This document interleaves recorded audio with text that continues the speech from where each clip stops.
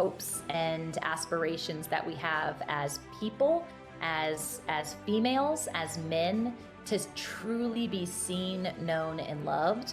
And I think at the end of the days, it's in an element of forgiveness of self and an element of forgiveness of others that we're able to stand in obliterating shame and truly existing in purpose.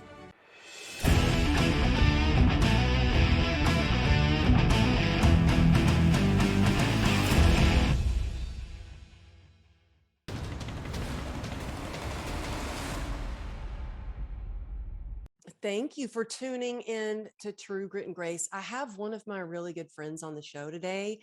Tamra, I'm so grateful that you're here. Y'all are going to love hearing from her.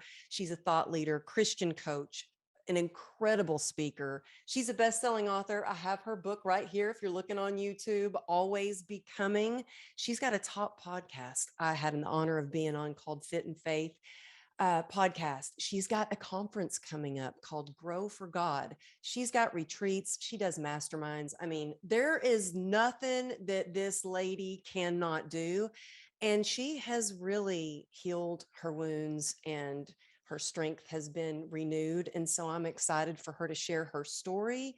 And you're going to leave just feeling motivated and know how to take ownership of your body, mind, soul with a fresh perspective and ignited passion straight out of the words from her amazing book. So Tamra, thank you for being here. I am so excited, Amberly. You're such a sweet, like just a gem. You guys already know this if you listen to her, but she's real. Like this is who she is in person, when she's tired, when she's full of energy, like all the things. And I've just been so grateful to get to know you over the last year. I'm so excited to serve your audience today. Oh my goodness. I've been looking forward to this. We have been, I think, trying to get this to happen between both of our schedules for over a year now. No joke. Yeah. But you know what? I'm glad because it's given me a chance to get to know you even more and to really dive into your book, which is so well done. I mean, I was telling you before we started recording that I started reading your book and I was like, Ariel, you got to stop, put the book down. You've got to go to bed. You got to stop. You got to get to work. So, I mean, it's so well done. And one of my favorite things to do is listen to you speak on stage or on your podcast. And absolute favorite thing is the poetry, like the prose. I don't know what it's called when you capture everybody from an event. This is how much she is in a moment and she is there with you. So we've done a couple of speaking events and she listens to every speaker at the event and then she like adds part of that into this beautiful like piece of art, poetry that she says at the end. I'm amazed. That was something that kind of, you know how God like will place something in your lap and you're surprised by it, but then he kind of gives you like a hindsight 2020 flash of all the things that you've done up into that point, or he's done up into that point.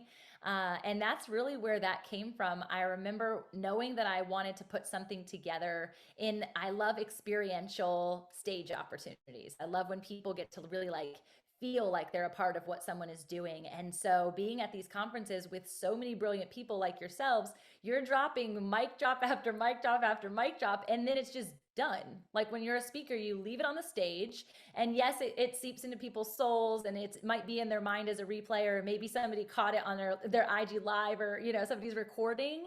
But I always felt like there needed to be more mementos to the speakers being on stage. And so I just love to just round out the event with that opportunity for people to come together and reminisce over what they just sat through. It's almost like a video capture of an event, but in a word format. So it's been fun. And he gifted me poetry when I was in high school.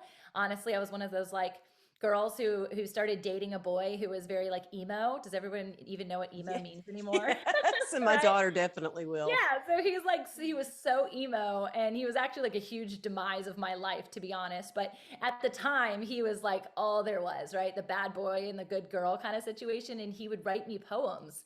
And I'm like, I'm gonna try this. I want to be emo too. And I was like a cheerleader and a dancer and a gymnast. So like emo and that, no, not the same. I was the preppy girl. sat up front and raised her hand.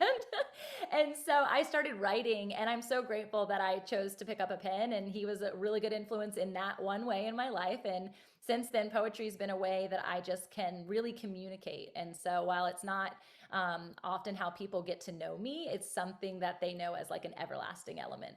Yeah, it's beautiful. And I want to go back to a little bit of how you grew up and stuff. We grew up so much alike. I wonder, Really? what yeah, when we connected, I did feel that instant connection. I remember when I got to finally see you for the first time in person, and it was like we ran over and hugged each other, and it was like I'd seen my long, lost friend I hadn't seen. And I was like, oh yeah, wait, this is the first time we're meeting, but it felt like I had known you for years.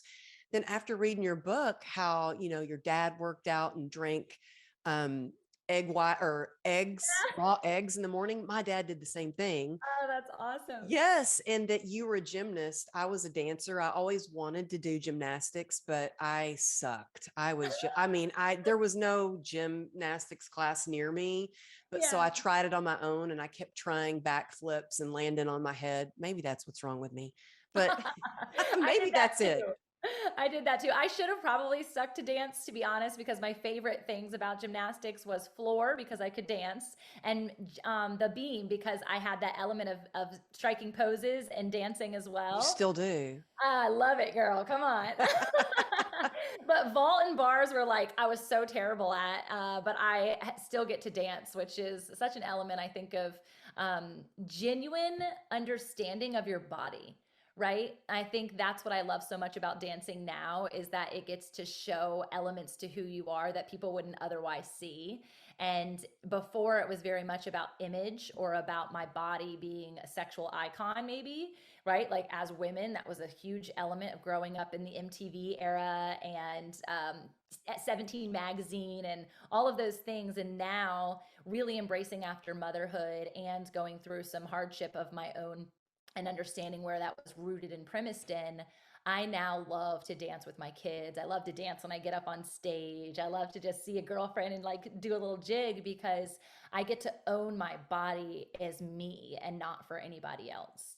That is so powerful. And dancing for me is how I spark joy. It just makes me happy. And so I do want to talk about a little bit of some of the shame. I think every one of us, anybody who's listening, has had a moment where they've done the walk of shame, they've done something that they're ashamed about, or that feeling.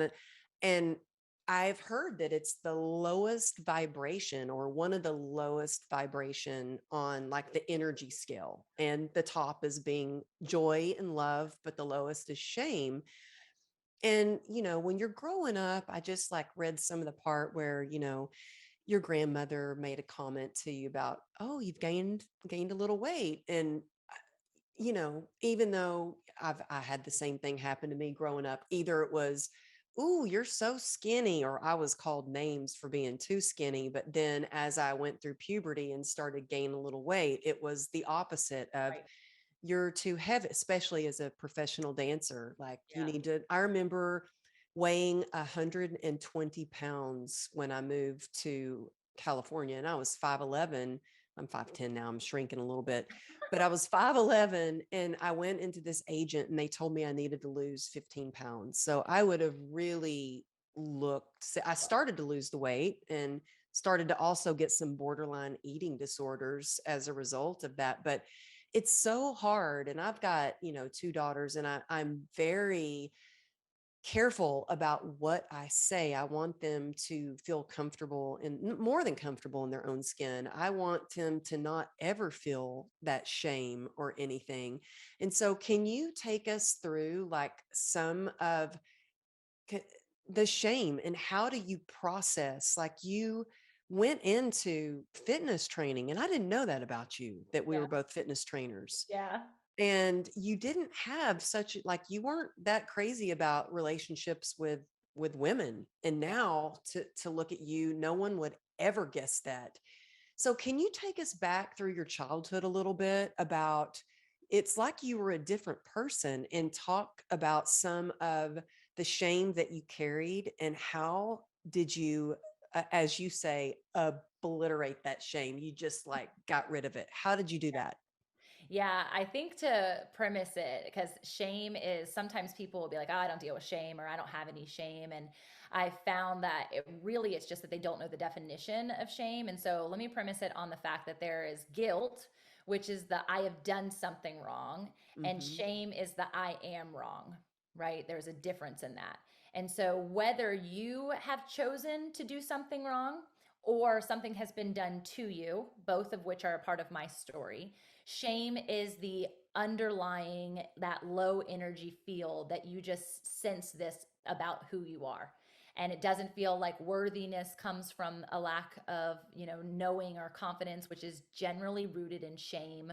Traumas are associated to shame, again, if it's Hmm. happened to you or something else. So for me, it's been a journey of uncovering what shame is. And it only happened about 6 years ago that I even knew that this was an element of my nature, that I even knew it was a word that really existed in my nature. And it all came to a halting, screeching awareness moment where I found myself in fetal position after opening a book, actually, which is one of the reasons I'm so passionate about people sharing their stories and putting their message into a book format, because you don't know who's going to read it or what the outcome of their life is going to be. And so there was a person who had shared their story, and the book is called No Stones.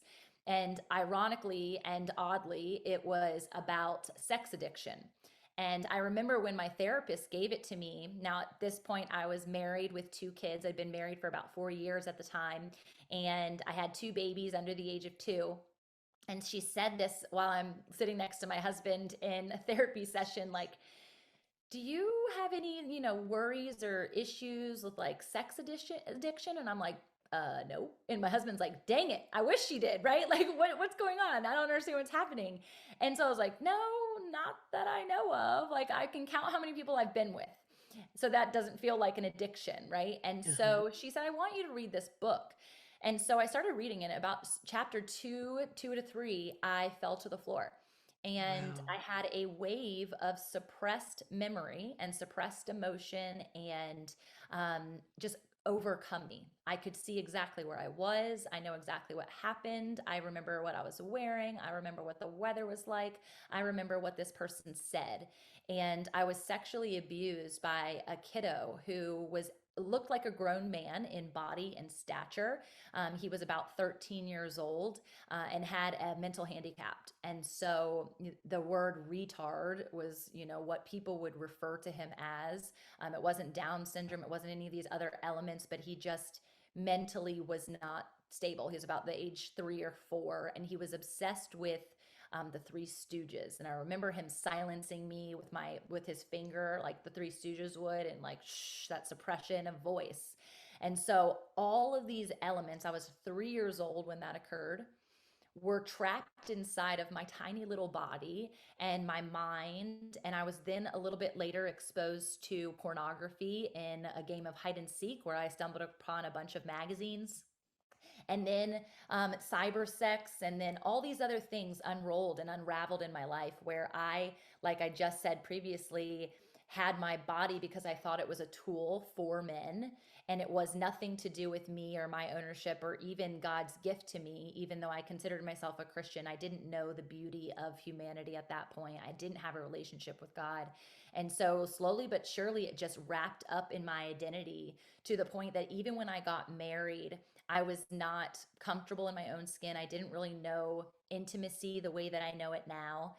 When you talk about me being a different person, like I literally can see pictures of my old self. And even though my smile's the same and I might look the same, I don't feel like that's the same person. And so, Hmm. in that wave of emotion, I went through a very deep healing journey of 3 years of therapy, of emotional intelligence, of releasing shame, of understanding how to release shame, and also my ordination and minister's licensing. Jesus got a hold of me at that point. I had a supernatural encounter in my living room. All of this is in the book, but ultimately my passion for putting it into a book and also showing up even with business building, which is what I do by profession day to day, is for people to understand that their greatest purpose and their ultimate passions are often locked inside of them. And that's why so many of us, I think, stay in a space of stagnation, even monetarily, because they're being suppressed, sometimes unknowingly, by things that have occurred in their life that they have yet to deal with. And so root traumas are such an element of obliterating shame. Isn't it interesting? I mean, I thank you for sharing that. I mean, I went to therapy when I was in my 20s, and I had the therapist say, have you been sexually abused? And I said, oh, yeah, but I've dealt with that. And she started asking me questions. And I'm like, she goes, oh, you haven't dealt with it at all. I want you to read this book called Codependent No More. And I think that was the name of the book at the time. Yeah. And I was like, oh, wow. Like you think you healed or and I was like, how did she know that? Like, Yeah. you Yeah. must have been blown away. Like, what? Me? And how was your husband during that time? Was he supportive Well, of the you? wild thing is the way that that all transpired was this awareness factor that I was running two businesses simultaneous to trying to be a wife and a mom at that point. I was doing it totally out of alignment with my integrity. And I remember my husband often asking and probing like that, are you a woman of integrity? Are you operating in integrity? I see you, you're such an integral woman. He kept saying that word, and I would get so frustrated at him. Like, what are you talking about? Like, you sound like you're talking a bunch of jargon. And he was actually calling me out in how I was acting, both in action in body, action in mind, action in words. And I had stepped out on our marriage, and he was completely aware of it, but completely denying it simultaneous, because he's like, there's no way that this is happening, right? And you hear people often who get into emotional relationships that go to something else. Well, for me, it was a suppression mechanism for me to deal with all of the pressures of my life and still performing in perfectionism, because striving and perfectionism were my mask. That was Mm, literally how I showed up from the premise of trauma all the way through the rest of my days. Everything was accolade driven. Everything was put myself on a pedestal. And if I can put on an air of perfection, then no one will know that this ever occurred to me. Right. And so he was standing at my side, which is in and of itself an amazing gift that I could never have asked for. And I remember carrying shame through this entire process of wasn't worthy even of him. I didn't feel mm. even worthy of Jesus's love towards me. And so it was almost as if by works I was trying to get myself clean. And we ended up having a situation a couple of years later where I was now in his seat. And this is all in the book, so you get to hear it. And I got to feel what it felt like to be in the receiving end of this. And it was so heartbreaking and so hard and so ironic. And yet, I know even from his story of shame that there are hopes and aspirations that we have as people, as females, as men, to truly be seen, known, and loved. And I think at the end of the days, it's in an element of forgiveness of self and an element of forgiveness of others that we're able to stand in obliterating shame and truly existing in purpose. Well, I mean, how would you suggest someone who is carrying a lot of shame? What's their first step? Yeah, admittance and surrender. Hmm. Um, I think when we think through surrender, oftentimes, whether you know God or know of a higher power and you're surrendered to that, in and of itself, being able to admit that you're struggling, that you're hurting, and even if you don't know why, that's okay.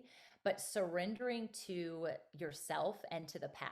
I think society has given us so much things to feel and see as uncontrollable that we try to walk around life, even when we think about our fitness regime, right? Or our health regime. We try to be so controlled, right?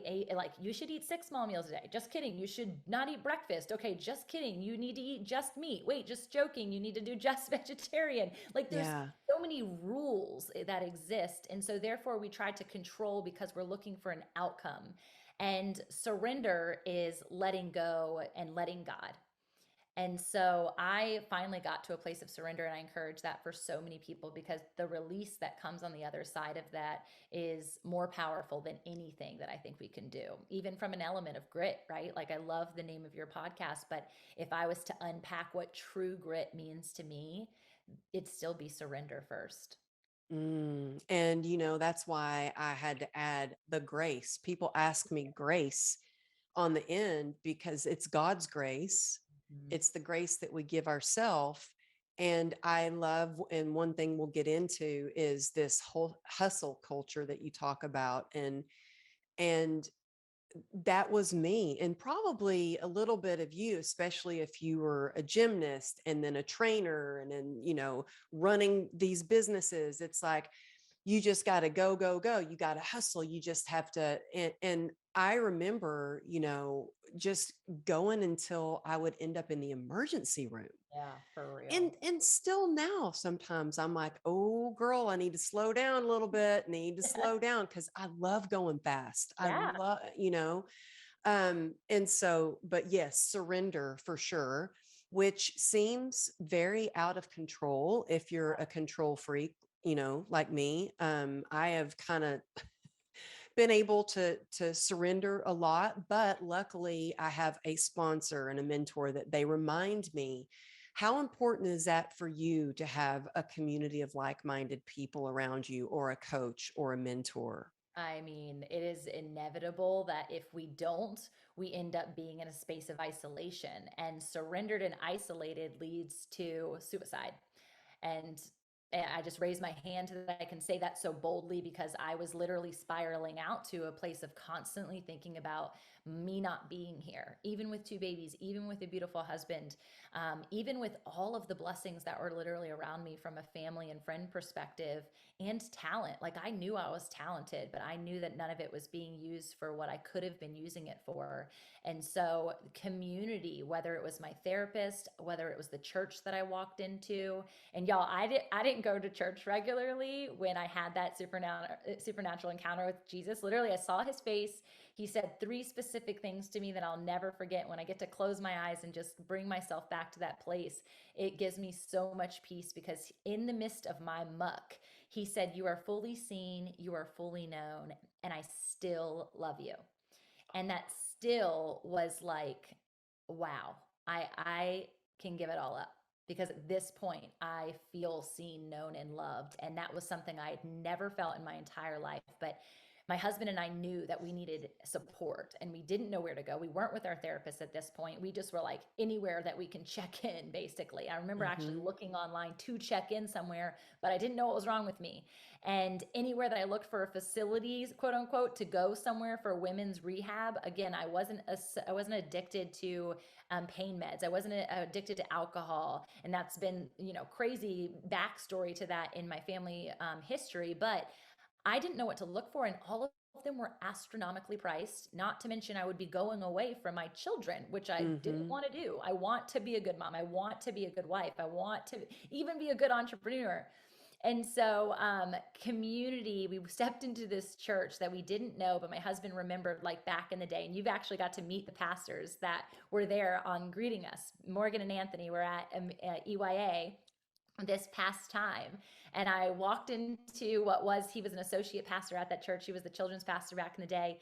And that church embraced my husband and I as if we were family. And they had never met us. We had actually had to pass probably 20 churches on the way to get there because it was in another neighboring city. But we wanted to go somewhere that we felt safe and that we weren't going to run into people that were anticipating that we be the fake masked couple that we used to be, even though we didn't choose to do that. It just transpired. And I think that when we think about community and we think about surrender connected to community, if you are stuck in the same group of people that have been with you for decades and you have some sort of transformation, it's really hard for them to see you in any other light than who you once were. It's Hmm. why people put up such a fight when you're trying to get better or well, or all of a sudden you just start to be bold about your faith, or all of a sudden you start to be bold about your health, or whatever it be that you get passionate about. If it's not a pre passion that they've seen you in, they think you've changed, and there's judgment, and there's often ridicule, and there's pushback on, why do you think you're any better than me? Or, all these elements start to transpire, and competition ensues rather than community. And so I would encourage anybody who is in a space of need, for comfort or restoration, or to release shame, or to fully get well. I think finding people that are not close to you right now, you can get back close to them, but it is paramount to your healing, because there's a no judgment zone that truly exists.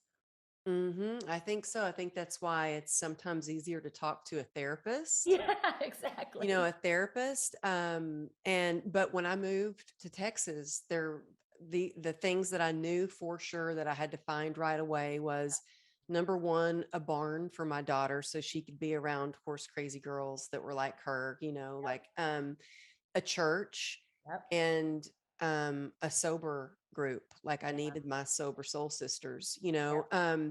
and so yeah, I think it is really important to find that community, and I think that connection is the opposite of addiction. So Yes. whether it's Good. addicted to scrolling through Instagram or drugs or alcohol or sex or whatever it may be, finding that connection is so important. And just to know, like, I don't know about you, but I felt so alone in what I was going through. I was like, nobody's going to understand this. Like, I'm Yeah. the only fitness person that's ever had a problem with alcohol.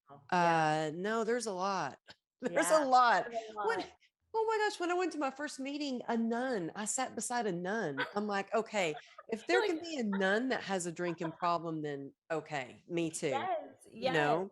Yeah. And I think that's where, this whole buzzword or conversation around authenticity and vulnerability has really gone viral. People want it, but it's harder to practice than you may think. There's a fake, version of vulnerability and authenticity, but then there's the deep seated, like, I can break bread with you and really we can get raw, that I think is so incredibly beautiful, because we get to show again our scars. And yet there are definitely seasons where you need to be with doctors who are going to help heal the wounds, right? And you know that more than possible because of your book and your story. And it's the knowing that they need to be in the midst of the mess with you. And if you're not able to be honest, which is another element of surrender, is like honesty of where you are and what you need.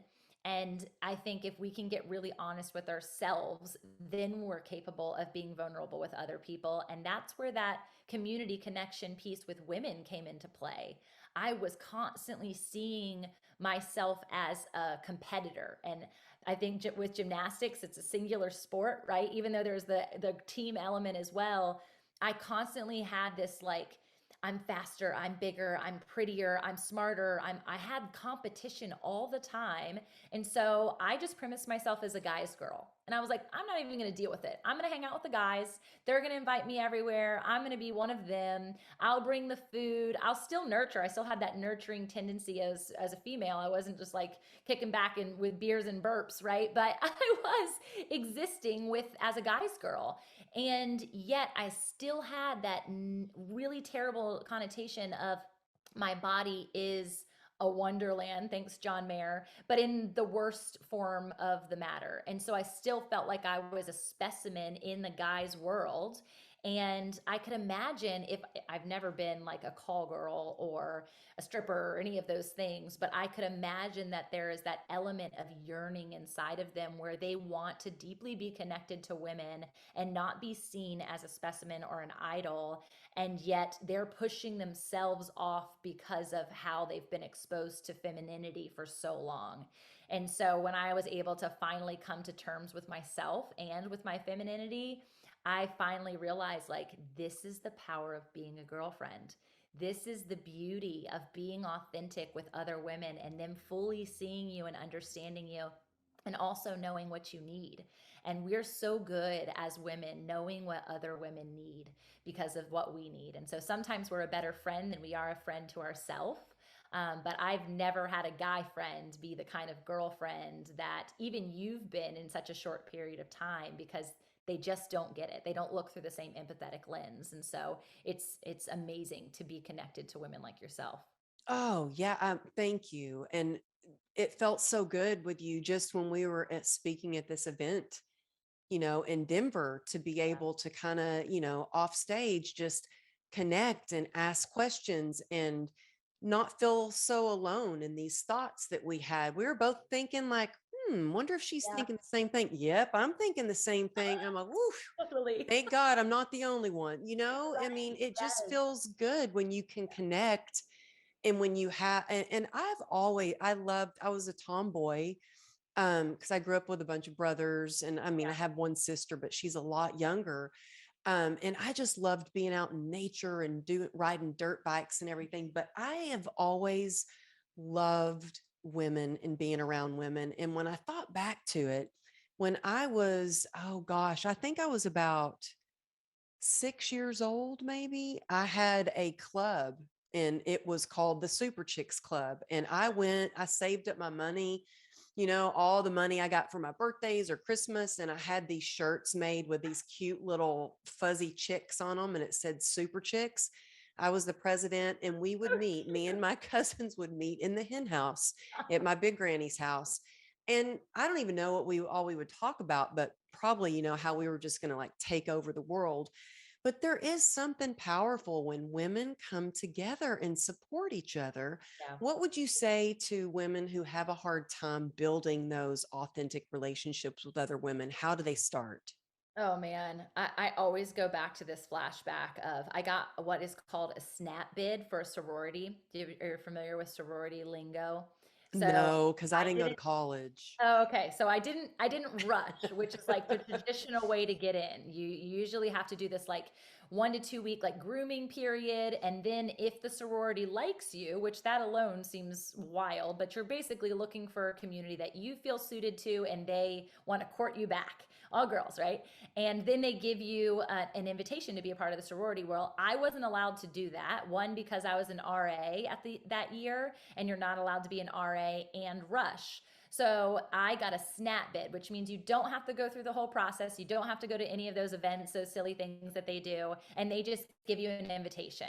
And I decided I was going to do this. I was going to try and be a part of a sorority, even though even at this time I was in that mentality of like, I'm a guy's girl. I don't know that this is going to be for me. So I walk into this room with 300 women. And mind you, in gymnastics, I was always around girls. So it's not like I didn't have girlfriends. I just didn't have depth to those relationships. There was a difference. I didn't let anyone see my true colors.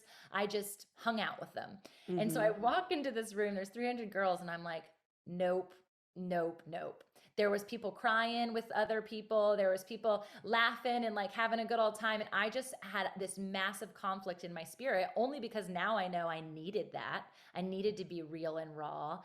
And it wasn't until I had come to this full revelation of self that that was capable or possible. And I think the biggest thing that changed was I did it. And what I mean by I did it, I tried it. And what I mean by I tried it is I said, here's the mess that I'm in. Let me unmask myself. Let me come without the makeup. Let me come without the hair done. Let me come without the facade, even though I love fashion and I love all those things. I was like, I'm going to show up in this place, which was at that church that I mentioned, and I'm going to be fully me and fully free. And in an instant, I created a tribe, not me, the Super Chicks leader, but a tribe in the sense that I had women who I could authentically be with, even over some of my best friends who had been best friends with me for years. And since then, I've actually pulled away from those friends because they didn't like the new version of myself. And so to know that there might be a shedding element to you if you've never done it before and you actually get raw and real with people, you might shed old relationships and actually stand in community and connection with people who are considered safe people versus people who you actually need to create boundaries with who aren't safe, who are actually keeping you in a closed up box to who you could actually become, which is the name of the book, Always Becoming. So I want more people to realize that they can live free outside of what other people have boxed them into from an identity perspective. I want to get into that. It was actually one of the questions I had on here about boundaries, setting healthy boundaries, but also that is tough when you go through this process. I mean, it was hard for me when I went from, being successful to bedridden and wheelchair bound for years and completely dependent upon my husband to do everything for me, basically, to starting to heal and in every way, spiritually, mentally, physically, getting sober. And then starting, and I remember, like when the first time I was on national TV, having some friends like, oh, Hmm. must be nice. Oh, well, I guess you just think you're all that now. And I'm like, actually, no, I'm scared to death to go on national TV. And I was hoping you would be kind of that friend that would tell me, hey, you got this, just be Yes, you. But yes. there were some people that it was hard. And sometimes I think when you've been in a relationship and you've maybe had a friendship for 20 plus years, that you're supposed to hang on to that because you've been friends for so long. But I learned over and over that that's not what true friendship is, when somebody doesn't love you for you and support you along the way. So it was hard, and I had to set up some boundaries. How do you set up some healthy boundaries for, and it may not be with friends, it might be with family members, because I know sometimes the people that are closest to us often are not our best supporters. So, how do you set up those healthy boundaries with people that are family members or perhaps friends, and maybe even bless them, then block them? Yeah, no, it's really good. I think for me, it was this evolution of understanding myself and my needs first. Because if we set up boundaries and we're actually blocking what could be a blessing, that's also not supportive, right? You're not helping yourself. Because I would find myself isolating back in the day, and I would be blocking people who, if I had told my mom everything I was dealing with when I was younger, or when that sexual abuse happened, or when I stumbled upon pornography, or when I stumbled upon cyber sex rooms, or all these things, if I had told, I had plenty of safe people around me, but I had chose to isolate myself. And so then there becomes the antithesis, where when you actually are aware, when you become emotionally intelligent, when you realize what's happening in family dynamics, when you realize what role, there are like roles we play in society, that are really critical for us to understand. What role am I playing? What are my strengths? What are my needs? What are my weaknesses? Then from there, you can set up boundaries. But if you try to set up boundaries before it's time, you can inhibit yourself from true expression of growth, or like someone God might have put in your corner with intention to say, this person is going to be an iron sharpening iron, and you've now just rejected them. And so there's kind of two elements to that, question, and to your therefore action. But for people who you're like, I definitely know that they are not safe and I need to create a boundary, you have to come up with really clear communication for that. And you also have to be consistent in that communication. Eventually, people get the picture. But if you're wavering, today I set the boundary because I'm in a healthy mindset, tomorrow I don't because I do this, you're enabling their misconduct towards you. You're enabling the way that they treat you poorly. You're enabling the harsh words that they say to you. And I know, even as I'm saying this, I'm drawing in my spirit, Amberly, that there might be somebody who's listening who is dealing with that in their marriage, and they feel like they can't get away. And I would just encourage you to, one, seek help and counsel, and also to know that you are worthy of being treated beautifully, and you are worthy of having safe boundaries, even in spaces like that. And that there are people and places that you can go who can just help you.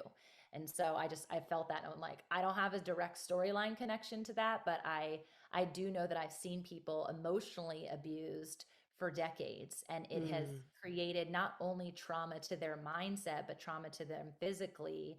And you can end up in a same space that I was, in a fetal position, but you could be 50 years old and have to restart your life at that point. I'm blessed that I had to restart after a quarter life crisis, and so I was a mere age of 29. But that's Which not is a dramatic story. amazing, Yeah. that you started so young.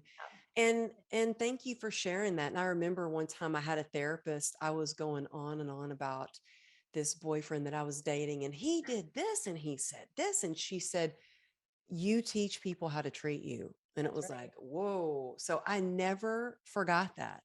Yep. Yeah. And sometimes it's hard, to stand up for yourself or to set those boundaries, especially when you have someone that is constantly trying to tiptoe around it or bust their way through it. But in the long run, if you stick to it, and like you said, you have integrity and you stick to what you say you're going to do, then it's easier in the long run. Yeah. When we do the hard things, our life gets easier. But if we do what's easy, it seems to just get harder, you So know? good. So good. Y'all, I had my parents and my siblings who would drive by my house every single day because I lived in the same neighborhood as my parents, who were the caretakers because my mom had a daycare and preschool of all of the cousins and grandbabies. And they would drive by my house because I had to set up a boundary that I needed to go inward to my nucleus of a family to do the leave and cleave that had never been done so that I could break off some generational bondage that occurred in my life. And I had to literally not speak to them for almost a year. And my mom, who, if you know her now, is like Hmm. literally my sidekick. We are best friends. We've opened businesses together. We run this business now together. Like, she's just my person. God was so gracious in how he connected the two of us. And simultaneous to that, I had to say, not right now. And could you imagine as a mom, like I could think about my own daughter or son and like them having to do that away from me.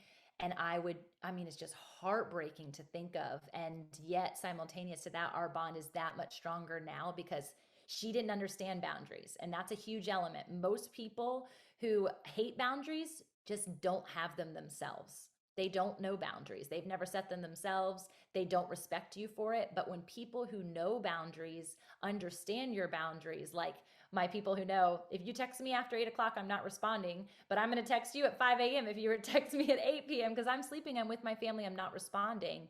That is a safe boundary, right? That just, this Hmm. is my time. I'm sleeping. And that's a simple example to use. There are bigger boundaries like you can't come on my property, or you're not allowed to bring alcohol into my house, or you're not allowed to say these words to me, or, there's so many heavy things that we can set boundaries around. But if you want to get well, as God asked and Jesus asked so many times for those who wanted miracles and miracles that sustain themselves in the Bible, he first asked, do you want to get well? And by faith, he would heal. And faith is an action. And so, if you have a desire to get well mentally, physically, relationally, emotionally, first off, you have to say, yes, I want to get well. You have to admit that. It goes back to the surrender conversation we were having. Hmm. But then you have to act on that. If a counselor, if a therapist, if a pastor, if a friend is giving you advice, as Amberly does in her podcast every single week, you've got to take action to those things in order for you to get fully well. Oh, that is so powerful. Yes, mic drop to that, because yes, you can read all the books, you can listen to podcasts, you can go to all the self-development conferences or church, but if you're not taking action, then it's not going to work. You have to take action. Yep. So that is so powerful. I'm always curious because I like to know what every highly, highly successful person does with their morning. I love that you have this boundary that you have after 8 o'clock. You're Mhm. not going to return messages. I think I'm going to kick mine to 8 because mine was 9. And I even have Okay. like a light that blinks on my phone, and at like 8:45 that says it's time for bed, and then it shuts off. Like, I don't even, my phone will not notify me that Love it. I have a message or anything. But I think I might move that to 8 You so I can should. You yeah. should. And sometimes it's earlier. Weekdays, especially during the winter time, it's usually 7. Just because it's dark. I'm with my kiddos. I'm like, I'm done. But other ones, as far as like the morning goes, I'm an early bird. I love to be up before the sun. I love to be up before my kiddos. And that wasn't always the case. This was a learning process, right? Of why am I so grumpy in the morning? Why am I agitated right when I wake up? Why do I feel overwhelmed right when the day starts? And it's Mhm. because someone else, whether it was an alarm clock or whether it was little tiny hands who were like, wake up, mama, someone else was starting my day. And so already out the day, I was feeling out of control. I was feeling overwhelmed. But when I had control in that and I was able to start with prayer and start with some quiet time and start with reflection and start with preparation for my day, have my mushroom coffee, drink my glass of water, get my workout in, I was now receiving the same tiny hands that wanted me from the get go at the exact same time. And our morning started so much more beautifully in synchronicity versus in stagnation or frustration. And so my mornings look the same every single morning, and I'm so grateful. My husband wakes up right after I get that time, and so we all have our morning rhythm together, and then we're off to the races. It's a full speed when they're 7 and 9 now, and my They are so so cute. sweet, y'all. They're Her kids are so sweet. And I love that your son just came up and had a full conversation with me and started telling me about he came up to me. It was so sweetie. I was at the table, my book signing table at this conference, and he comes up to me and he's like, and it was his birthday, and he comes up and he goes, "Did you write that book yourself?" And I said, "I sure did." And he said, "Well, how long did it take you to write it?" And I said, "Well, it took me kind of a long time, altogether almost 2 years." And he goes, "Oh, wow. Yeah. My mom's reading a book right now, and she's been reading it for a long time." Was he talking about the Bible? yes. Is that what it was? So cute that he said that. I remember you telling me, I was like, "What? That's hilarious." Yeah, the Bible, we never stop reading the Bible. It's always around. I've got one pretty much in every crevice of the house, whether it's a children's Bible or my Bible when I was little or the one that I'm currently reading. I just it gives me peace. I feel like I have even by osmosis, I'm going to have the Hmm. word in or on me if I'm going by it. And it says, out of the heart, your mouth will speak. And so if in my heart is the word, then out of my mouth comes the word. But if I don't, I can't just like put it next to me and it comes into me as much as I want all my books to do that. That I hasn't been invented totally, yet. I mean, but you know what? I totally get what you mean. It Yeah. gives me it gives me some peace and serenity when I can have, either my Bible or my 12-step books Yes. next to me. And in fact, we're in a rental house right now. We bought some land and we're thinking about building. We're not sure if we're going to build or we're going to buy a house, but until we get an idea, we're renting this house. So, like, I would say still maybe 3/4 of our stuff is actually still packed in Yeah. boxes. Wow. But I was telling my husband, I was like, "But no, I need my books. I need yes. all of my books." Like, and he's like, I'm "But we're surrounded by just," books. yeah. I was like, "No, I need my books." I had books stacked up on the table and the shelf. Like, I love to, and there's just something that yeah. feels good. And even if with the Bible, even if you can open it and read, Yeah. one thing, it's going to impact you. And that's what I like to do in the morning too, is read from devotional or what are some of your favorite books I other was gonna than the say, Bible? just to speak to that too, and I'll tell some of my faves, but I really love because I teach like biblical based wisdom to business owners. Like that's really my niche. I love to read a business book and parallel it to the Bible. And Hmm. so, not to say like I'm looking for specific scripture that backs something up by any means. I'm just reading my typical rhythm of whatever book I'm in right now in the Bible, and then whatever I'm reading. And it has given me so much fire. Every time I share or I'm coaching or I'm teaching or I'm showing up on Clubhouse even or even on stage, I feel like the wisdom that people are extracting in the marketplace is brilliant, right? I love so many business books. I'm actually reading The Power of One More by Ed Milet right now, who is a Christian, so he's got Bible and business in there. Um, Yeah, I just had him on the podcast a couple of weeks ago. I love him so much. I want an introduction, to be uh, honest. He's amazing.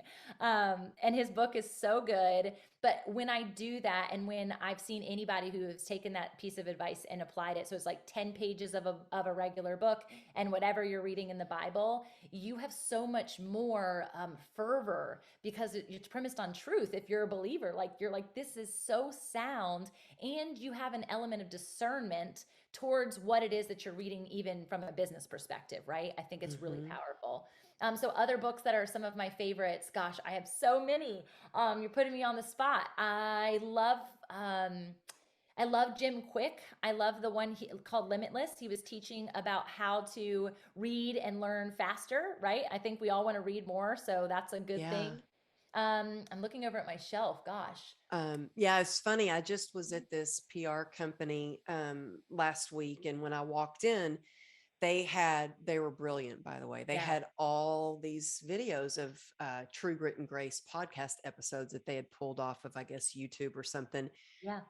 And they had, all my guests on and everything. And then they had Jim on there. And I'm like, is this a sign that I'm supposed to have him on And my then I just show? said Like, it again. and then you just said it. I'm like, okay, I You need think to this is reach a out to sign. Jim I'm going Quick. to reach out to him. Like, I yeah, love that. he's He's amazing. I did so good. do an event, oh my gosh, years ago. One of the very first events, speaking events I ever did, he was there. And I was so brand new and Yeah. didn't really know anyone. Ed was there, and I'm Yep. actually doing a speaking event with Ed in January. And I was just talking Uh, to a friend, and I was like, I got to make this my best keynote ever. I'm going to start practicing now. I'm going to get this nailed in. I love it. It's so good. Yeah, because he's got amazing events too. So I'm so excited for you. That's amazing. I didn't know that. Yeah, So but there's you've got what's his book the power called? of one more. It No, no, just no, not his oh, Jim's book. Is it Limitless? Limitless. Yes, Jim Quick's book, Limitless. Okay, my Yeah. girlfriend Laura Gassner Otting has an incredible book called Ooh, Limitless. She's oh, amazing. interesting. She's freaking Oh, brilliant. Yeah, cool. Okay, she's I'll have to amazing. look it up. I love another one that's super simple and it kind of parallels to the poetic element that you said earlier out the gate is Oprah Winfrey's I don't know much, but I'm sure of this. Do you know that one? I don't have that one. Oh, it's just like, of this I am certain. She just goes through this like really beautiful, poetic way of sharing the things that she is certain of. And it's like being certain of friendship or being sure of. And so I love the way that it's poetically put together. And it's a good reminder of like the simple things in life. I listen to it on Audible. I'm such an Audible reader. Me And too. then once I love the book, then I buy it in person. So a lot of these I might not have ever opened. I love Green Lights by Matthew McConaughey. It came out the same week Oh. as my book. I beat him. This is so fun. This is such a fun fact about Always Becoming. I was in the number one section over winning for a day over Matthew McConaughey. I And was you so know proud. what? When I got you're winning for a screenshots of it. day, look at that beautiful cover though. It It's is. beautiful. It was so fun. A photographer from National Geographic did that, and it was so fun to Really? be in the studio getting that paint professionally done. It was so good. So I pretty. encourage people if they're writing a book to go all out on their cover. It's totally worth it. Yeah, you know what? It does make such a difference. If you notice, I've got two different covers. Oh, I don't think I realized that. Yeah, so I have a cover that the one that you have, Yes, and so then soft. I have a second edition, and it's got a picture of me. And I actually had 1 month Oh, to, so I had to get the rights back to my book. Long story oh short, no. anybody that needs to know, I'll be happy to share it with you, but not to get into that. But I had a month to redo my whole interior myself, add Oh some wow. stuff, change the format, come up with a cover. And so I just was like, okay, here's a picture of me sitting on the sofa. And I used that. And it's like, oh, I wish I had more time to think about that. But I Had was to do about to more. go up and do my TEDx talk, and I wanted to have it Oh, back on Amazon before I did my talk. But cool. so when I see a beautiful cover like yours, I really appreciate it. Yeah. It's very catching, and then all your colors is just like, it's so you are on brand. And I know you teach a lot of people about branding and all that kind of stuff. And you Yeah. also help people with their podcast and all of that. And so, but you're on brand, whether you're in person or you're showing up for a Zoom or what, you're just like the rainbow, seriously. I am. I love the rainbow so much. It brings people joy and I've always been drawn to it. Even my wedding was rainbow. This is pre-Pinterest, so don't judge me, but it was literally rainbow for all of the bridesmaids and the maid of honors. There was two wore polka dot rainbow dresses. It sounds heinous. It probably was, but it worked out. I have got to see a picture of that. Oh my I'll let you gosh. know. I'll send you pictures. We sadly had a crazy rain thunderstorm, summertime thunderstorm. And so in addition to wearing those dresses, they were asked to be in bathing suits on the way down to the altar because we were doing it in the middle of the rain. So they all wore bathing suits too. Oh my gosh, that is hilarious. I Yep. love it. Yep. And actually, this is fun news. I didn't think I told you when we saw each other last, and depending on when this airs, it'll have already happened. So people will be able to see it. But my husband and I are doing a wedding vow renewal for our 10-year anniversary next week. And then we're going on a second honeymoon. So we're super excited. Oh, Yeah. that is so Yeah. awesome. We're so excited. Wow, it's so funny. My Wow. husband and I were talking this morning. Our anniversary's coming up. I'm like, I had engraved in his ring. I was like, Yeah. I engraved the wedding date on your ring so You you would still not can't forget it.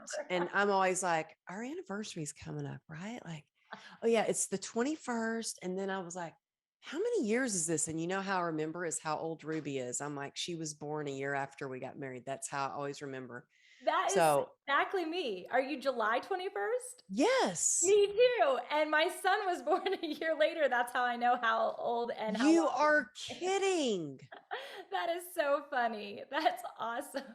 Wow. Who Oh, knew? wow. That Well, is so happy cool. anniversary and how I fun. know. You too. You How too. fun. I'll give you a Okay, sneak just a, peek of it next week. oh, I can't wait to see. Are you going to share a bunch of pictures and stuff on So social? it's just us. So we might share a couple, but we have a videographer and photographer coming since it was rained out the first time. And we're gonna do a fun like party with all of our friends and do a revealing of it. So it's gonna be really cool. Oh, well, I always Share love them again. checking out your fun reels on Instagram. But speaking of that, tell everybody the best way to find you. Yeah, Instagram is totally where I hang out the most. I hear I'm supposed to be on TikTok these days, but I haven't gotten with the program fully. So Tamra Andress, it's just my name on Instagram. I love connecting with people in the DMs and specifically praying. So if there's something you heard even in this podcast and you're like, I need someone. We talked about community. If you just need prayer or you need insight or support, I would love to point you in the right direction for people that have been amazing resources to me and just pray with you. So that would be that. And then you can see my website is the same. It's my name, and my business company is called Fit and Faith Media, and my podcast too. So I am Yeah, and so grateful. before we go, I want you to tell everybody a little bit about this event that you have Yes. coming up, this huge conference that I cannot believe I have something else the exact same I weekend. know. We've got to figure that out next year. I'm not going to book it unless Amberly Lago can be on stage Oh with my gosh, no, us. seriously, I would Seriously. so love to be there. You It's have some rock star people It is there. a beautiful element for people to come and really just be and find community that, really doesn't look like them at all. Maybe not physically, maybe not in what they do from a business perspective, but they know in their heart of hearts that they are there under the same knowing and the same truth. And so it's called Grow Your Business for God's Sake. We call it Grow for God for short. And it's Bible basics for building a business, and you get to learn from people who have done it phenomenally, whether they're millionaires or they're impacting a million people, because we know that it's not all about money. But there is prosperity when we do the Lord's work and we show up for a movement, which is ultimately all rooted in the body of Christ, which is the kingdom, right? If you're doing something on purpose and you're doing it out of passion, it's from the Lord. It just has to be. There's no question in my mind.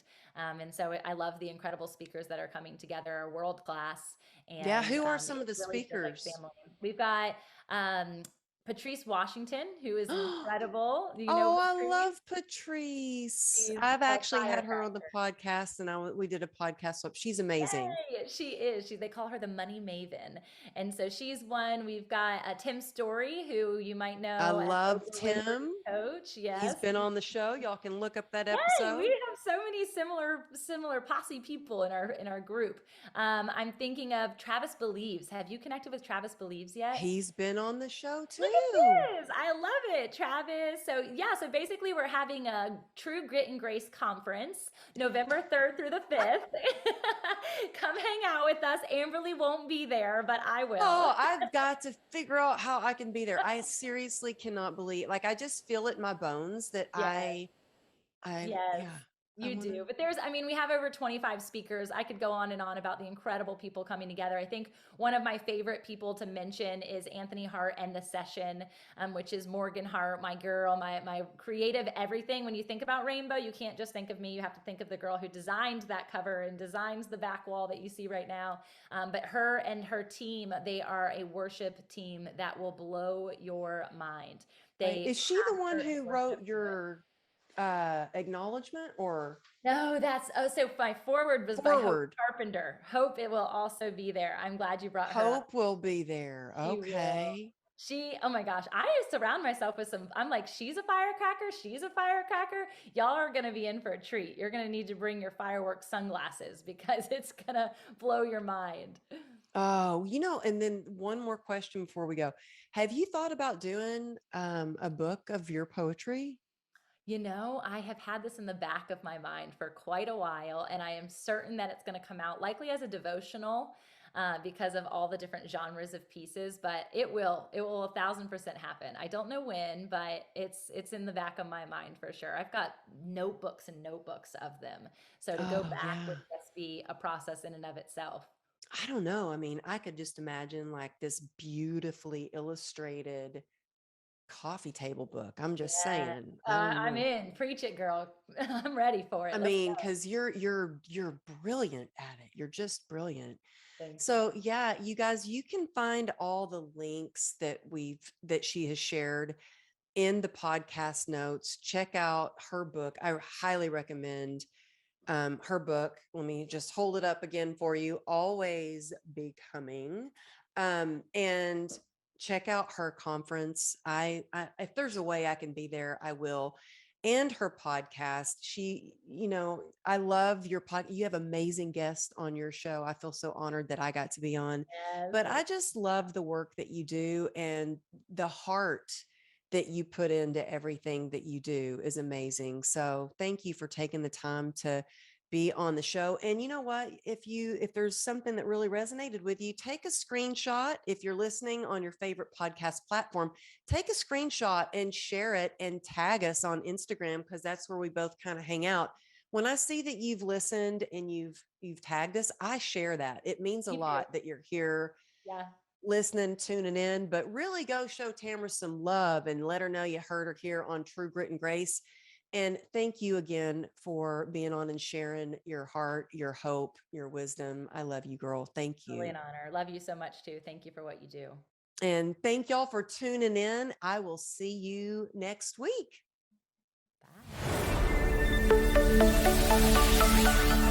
Bye.